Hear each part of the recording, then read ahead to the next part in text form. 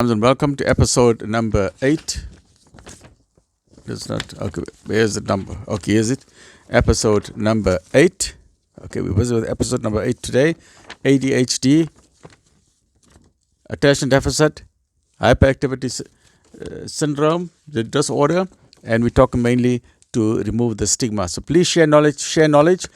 The way to remove the stigma is by sharing knowledge. Please remember, October is globally it's ADHD Day. So please remember, it's ADHD, autism disorder, autism spectrum disorder, or any of these other condition. Let's use them. Let's be sympathetic to all of these mental health issues or neurodevelopmental problems in children, and because the parents know what they are going through. It's a very difficult thing to cope with that, especially if we don't have the resources, especially if we don't have the money or the finances, if we don't have the medical aid, if we don't have the family support system. It can be very, very difficult. So let's be sympathetic and let's encourage our government and university institutions to provide more funding so people can get access to free counseling and free healthcare. And we need to educate our teachers, especially because teachers are a very important part of the whole team. The teachers must think of it as Ronaldo or Messi or Mo Salah. They are the strikers. They're going to strike the goals because they're going to pick up. They're going to know immediately what's wrong with the child. So the teachers, please, I'd like to encourage the teachers to share this knowledge and to educate ourselves with regard to ADHD. Right. So the question today that we're going to try and discuss is, does a structured routine help for ADHD? We mentioned that ADHD, you can't really solve it just by popping tablets. It's a behavior modification. Behavior modification is more important than tablets. Sometimes you need tablets alone, but you don't need tablets alone. You always need, so first and foremost, you always start with behavior modification. If that does not help, or in case the child is very serious, depending on what the psychiatrist or the pediatrician says or the ADHD expert says, then in that case you do a combination of tablets and behavior modification. But you never give up behavior modification. The key to autism, the key to ADHD is behavior modification. So let's get into it.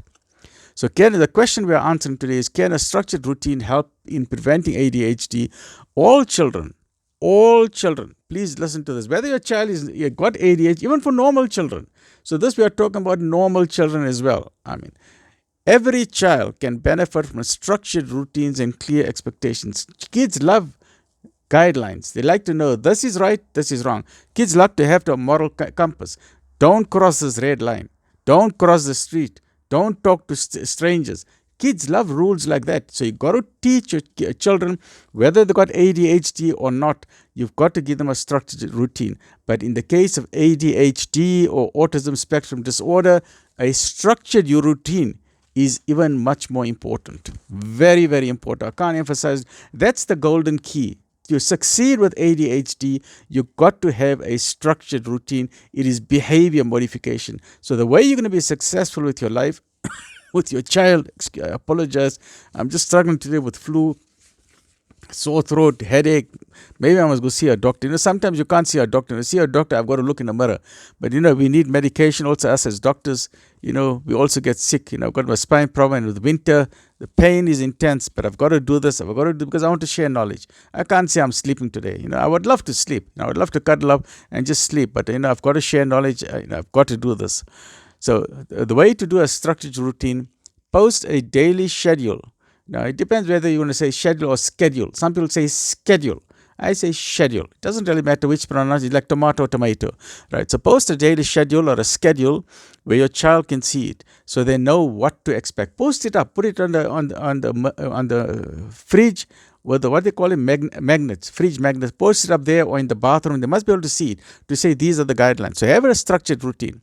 The daily schedule should include specific times. We have specific times. Write the activity and next to it, write the time. You must be very specific. So the child likes things that are specific. So you write, what time must I wake up?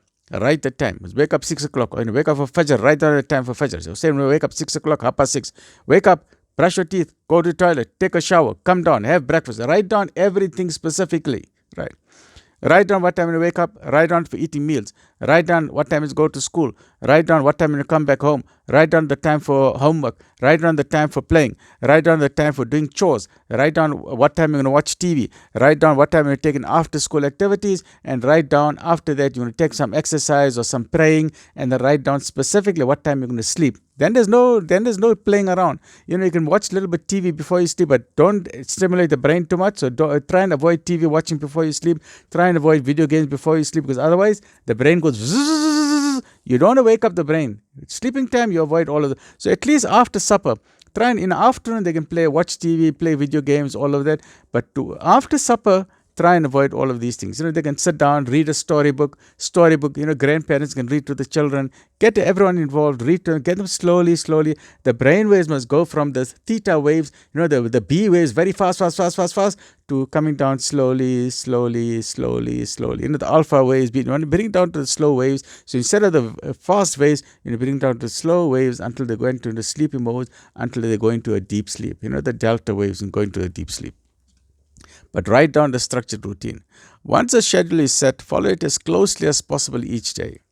If there are going to be any disruptions in the schedule, explain to them in advance to your child to say, we are changing this routine today, we are changing that. Communication is important. Communication is even in marriage, communication is very, very important. Between parent and children, between teacher and pupils, communication is very important. For older children, with or without ADHD, that's why even with older children, have a routine. Every house got its own routine. Having a homework routine in place can make the after-school time more effective. That means you are more focused. There's no distractions. If kids want to come play, they say, no, he's busy with this homework. Time for playing has been this time and that time, right? Set aside an area away from the distractions for doing homework. Set aside a place, a corner of the house. Take small breaks during homework time can help. Especially if your child is hyperactive, and has difficulty staying focused. How does behavior management help and prevent? Does it help in prevent ADHD? Yes, behavior management, very, very important. The first step is to foster have a very positive mother-child relationship, father-child relationship, grandparents and child relationship. That must be a very positive, loving and caring. Spending quality time with your child each day. You must have a special time with you. Say, this is for me and my child. Call it my child's time. Okay, whether you take your child out for coffee or you sit at home, read a book, you just say, okay, for this half an hour or for this hour, you tell your child, that must be a part of your schedule. That's for that 30 minutes. Say, my child, my love, my darling, my dear, my sweetie or my butterball, or whatever sweet child nickname you got for your child. This is my 30 minutes with you. We can sit, we're going to talk, I'm going to read a book to you, or we'll just sit quietly. Look out of the window, let's go feed the birds together. We're going to throw seeds at the birds, or let's go collect some peaches or fruit from our garden, the tree. Let's do something together. We can just sit and chill. Tell me what's going on through your life. How was school today? How were the teachers?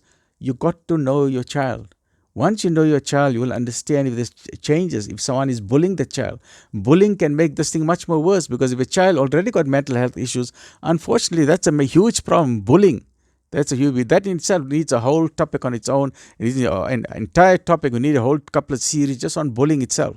So make that hour, half an hour, whatever time you want to spend, make it a special time for you and your child. Maybe you make it before sleeping time. So you make that hour or 45 minutes with your child. You say, come, lovey, it's time to get to bed now. Let's go wash up, brush your teeth. Let's get in your pajamas. And then for 30, 45 minutes, you sit with your child in the bedroom, read a storybook, or do some coloring together with your child and talk about what happened during the day. How was the day? How were the teachers? How were the friends? Who are your best friends? All of those things.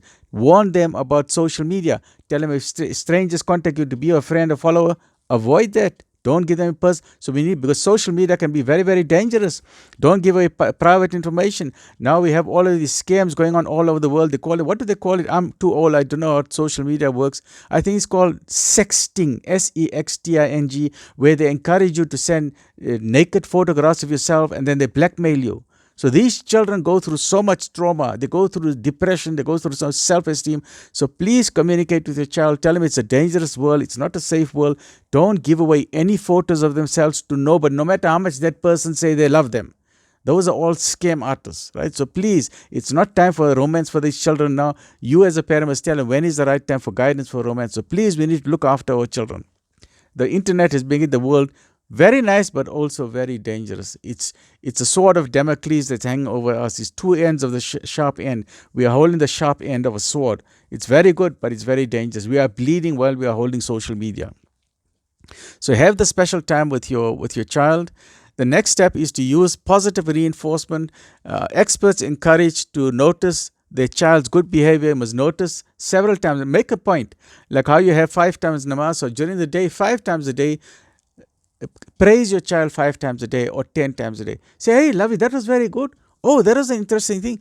Oh, you picked up that paper from the ground and you threw it into the bin. Oh, what a lovely child. Oh, you were feeling sorry for your friend. Oh, you got such a good heart. Oh, you got such a... So keep on saying positive things, positive things, positive things. If you find the homework was a bit difficult, but today you did well, say, oh, fabulous, fabulous. Look, yesterday it was so difficult, but look at that. You made the coloring so nice. So let's remove the stigma from them, because somewhere in there, they've got a very intelligent part of the brain. We need to find it. So please see my video where I talk about ADHD and intelligence, IQ. There are different types of intelligence.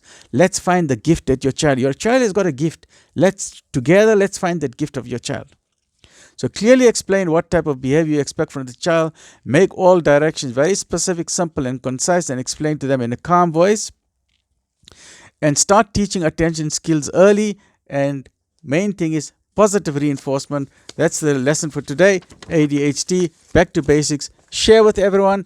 Knowledge is light. Look after yourself and join me as we go to the next session. We finished session 8 today. Join me for the next one, which is session 9. So, Alhamdulillah Rabbil Alameen.